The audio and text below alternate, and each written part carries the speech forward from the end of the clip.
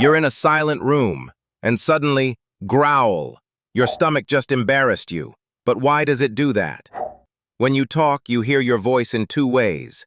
It's called borborygmi, and yes, that's a real word.